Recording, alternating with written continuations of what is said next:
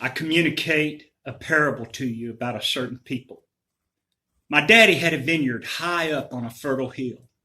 He plowed all around it and removed its stones. He then planted the choicest of vines. He provided a secured watchtower in the midst of it to guard it from thieves and robbers. He also set a wine press within its perimeter. Then he watched and waited expectantly for the bearing of grapes, but it yielded only the poisonous berry. Now, O nations, judge between me and my vineyard. Is there anything more which I might have done for my vineyard that I have not done? Why then, when I expected it to yield good grapes, did it produce the poisonous berry? Therefore, let me tell you what I'm about to do to my vineyard. I intend to make an end of it. I will remove my protection by allowing it to be trampled underfoot. It will no longer be pruned or manicured. It shall be overgrown with thorns and thistles. I will bid the clouds to drop no rain on it. Now, O people, I have given you the story of America and its people, says the Lord. A certain vine was planted by the waters. The vine was fruitful by reason of the waters. It had strong scepters for those that bore rule. Its height was exalted among the thick branches up into the clouds and was seen among all the multitude of the branches. But the vine was plucked up in God's wrath. It was cast down to the ground. The east wind dried it up. Its strong rods withered and broke off. The fire of God's judgment consumed them. And now it's transplanted into the wilderness in a dry and thirsty land. It is no longer a strong rod to be a scepter for ruling, says the Lord. America, you are that vine. My son, write a lamentation for this people. O my people, O my creation, O my son, how I grieve over this people. How my heart longed for a fruitful field, a fruitful vine, and trees of righteousness in my land. But my valley yielded bitter fruit, thorns and thistles.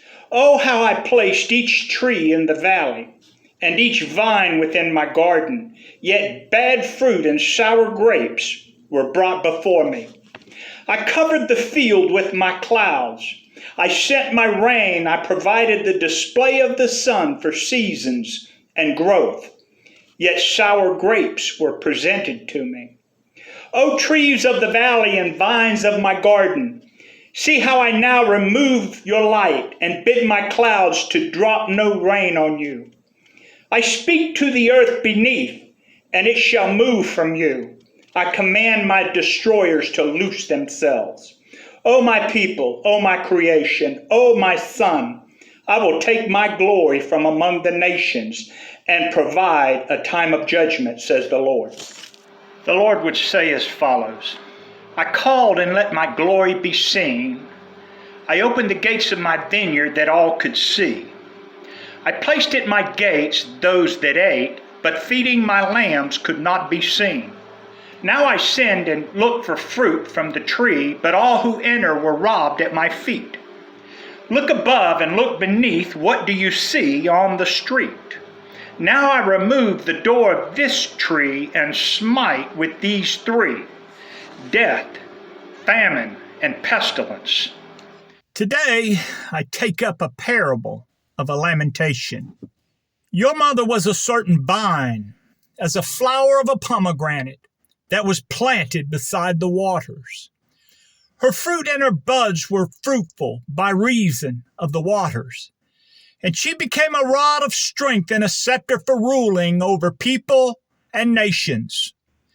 She was raised up high in stature with her strong rods for scepters of those that bore rule.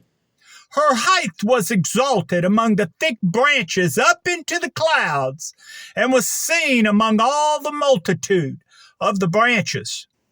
She beheld her greatness by reason of the multitude of branches. But her branches were broken off in pieces, and in rage tossed upon the ground. Fire came forth from out of her choice branches and devoured them, and thus her strong rods withered. The vine was plucked up. In God's wrath and in anger it was cast down to the ground. The fire of God's judgment came upon her. She was transplanted in the wilderness, in a dry and thirsty land. And thus she was no longer a strong rod to be a scepter for ruling, but for a parable of lamentation, says the Lord. America, you are that vine.